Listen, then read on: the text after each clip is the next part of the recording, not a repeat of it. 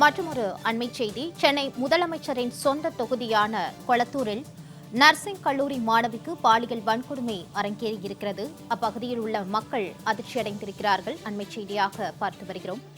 சென்னை கொளத்தூரில் முதலமைச்சரின் சொந்த தொகுதியான கொளத்தூரில் நர்சிங் கல்லூரி மாணவிக்கு பாலியல் வன்கொடுமை சம்பவம் நிகழ்ந்திருக்கிறது. இதனால் அப்பகுதியில் உள்ள மக்கள் அதிர்ச்சியில் இருக்கிறார்கள். அண்மை செய்தியாக பார்த்து வருகிறோம். பிசியோதெரபிஸ்ட் சென்டரில் பயிற்சிக்கு சென்ற 4ஆம் ஆண்டு நர்சிங் மாணவிக்கு இந்த கொடூர பாலியல் சம்பவம் அரங்கேறியிருக்கிறது. சென்னை கொளத்தூரில் முதலமைச்சரின் சொந்த தொகுதியான கொளத்தூரில் நர்சிங் கல்லூரி மாணவிக்கு பாலியல் வன்கொடுமை சம்பவம் நிகழ்ந்திருக்கிறது. அண்மை செய்தியாக பார்த்து வருகிறோம். கூடுதல் விவரங்களோடு சிறப்பு செய்தியாளர் ராம்குமார் இணைகிறார். வணக்கம் ராம்குமார், என்ன நடந்தது, முழு விவரம்? வணக்கம் மாலதி.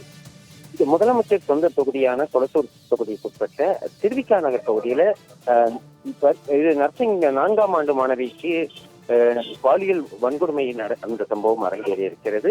சென்னையை அடுத்த வேலப்பஞ்சாவடியில் உள்ள ஒரு தனியார் கல்லூரியில் 4ஆம் ஆண்டு நர்சிங் படித்து வரும் மாணவி இன்டர்ன்ஷிப்காக சென்னை கொளத்தூர் திருவிக்கா நகர் பேருந்து நிலையம் அருகே இருக்கக்கூடிய ஒரு பிசியோதெரபி கிளினிக்கு இன்டர்ன்ஷிப்காக வந்திருக்கிறார். கார்த்திக் என்பவருக்கு சொந்தமான இந்த கிளினிக்கில் பயிற்சி கொண்டிருந்த போது கொளத்தூரில் உள்ள ஒரு நோயாளிக்கு பிசியோதெரபி சிகிச்சை அளிக்க வேண்டும் என கார்த்திக் அந்த மாணவியை கொளத்தூருக்கு அழைத்து சென்றுள்ளார். அங்கு நோயாளிக்கு சிகிச்சை அளிக்காமல் அந்த மாணவிக்கு குளிர்பானம் கொடுத்திருக்கிறார். குளிர்பானம் கொடுத்தவுடன் அந்த மாணவி மயக்கமடைந்த நிலையில் அந்த மாணவியை பாலியல் வன்கொடுமை செய்து சீரழித்திருக்கிறார். மயக்கம் தெளிந்து தனக்கு நேர்ந்த கொடுமை குறித்து பெற்றோருக்கு தகவல் தெரிவித்த அந்த மாணவி சென்னை செம்பியத்தில் உள்ள அனைத்து மகளிர் காவல் நிலையத்தில் புகார் அளித்துள்ளார். அந்த புகாரில் தன்னை ஏமாற்றி அழைத்து சென்று மயக்க மருந்து கொடுத்து பாலியல் தொல்லை கொடுத்தது புகாரில் தெரிவித்திருக்கார். இந்த சம்பவம் தொடர்பாக பெரம்பூர் செம்பியம் அனைத்து மகளிர் காவல்துறையினர் வழக்கு பதிவு செய்து கார்த்திகை அழைத்து விசாரணை மேற்கொண்டு வருகிறார்கள். முதலமைச்சரோட சொந்த தொகுதியிலேயே நர்சிங் கல்லூரி மாணவிக்கு பாலியல் வன்கொடுமை செய்திருப்பது தெரிய வந்திருக்கு.